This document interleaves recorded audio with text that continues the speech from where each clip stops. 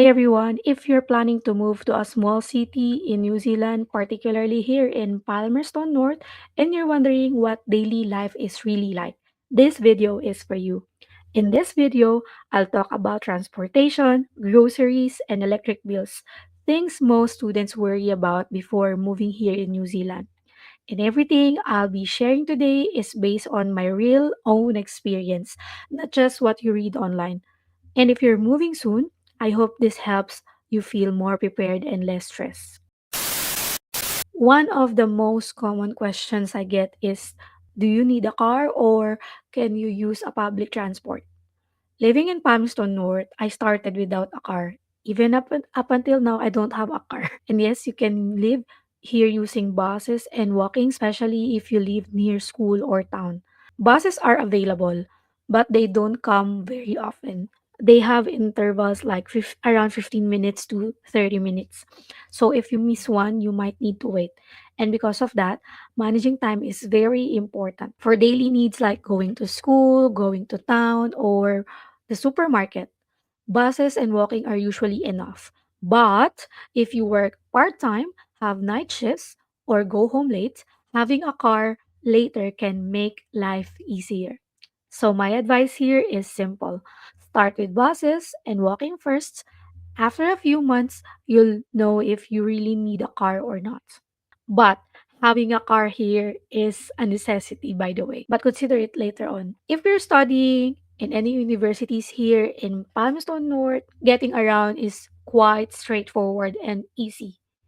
The campus has their designated bus stops, so you won't have a hard time going to your campus.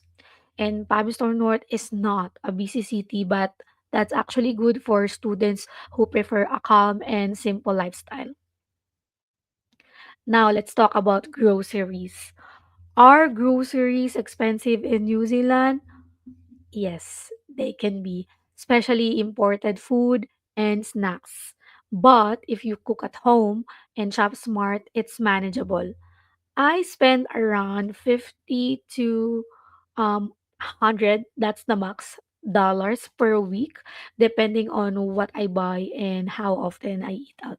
Because sometimes you just miss home, you're looking for a restaurant where you can taste your um, comfort food way back in your home country. And then checking weekly sales and trying not to shop every day because small purchases add up quickly.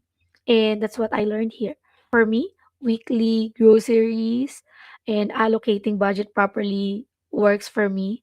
So budgeting becomes much easier as you go along. And another thing, electricity is another thing to understand.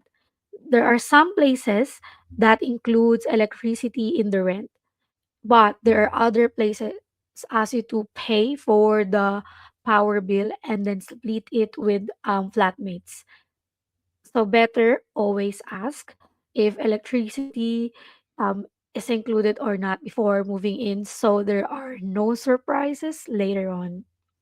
And what makes power high in New Zealand, I'm pertaining to electricity bills, are heaters, long hot showers, washing machines, and dryers.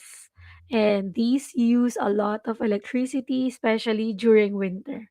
So be careful with how you use them because it really matters with the bills. And here are some simple habits that can help lower power bills or electricity bills. Take shorter showers, wear warmer clothing instead of turning the heater on. Use the heater only when you needed it, and air dry clothes when possible. So right now while I'm filming this, it's summertime here in New Zealand. So instead of using dryer after your clothes are being washed, you can put it outside, hang it out, and then let it dry by itself with the sun's help. So these small habits can make a real big difference. And if you're moving to a small city in New Zealand, particularly in Palmerston North, my advice is just simple. Don't stress too much before arriving. Start simple and learn as you go. You don't need everything figured out right away. And if these videos help you, please like and subscribe. And if you have any questions, just leave it in the comment and I'll do my best to help you out. And oops, one last reminder. If you are asking how can I have my money being used here in New Zealand, I'm assuming that you will just be coming here as new ones as a student or whatever visa you're holding on. You can download Wise Card, and I'll put in the description my affiliate code where you can register to Wise. I advise you download it 30 days before going here, or probably can be months before going here in New Zealand. And that Wise card can be used for you to top up the card so you can purchase you can purchase here in New Zealand even if you don't have your bank account yet. So that's it. Thank you so much for staying up until this stage and see you in the next vlog. Bye.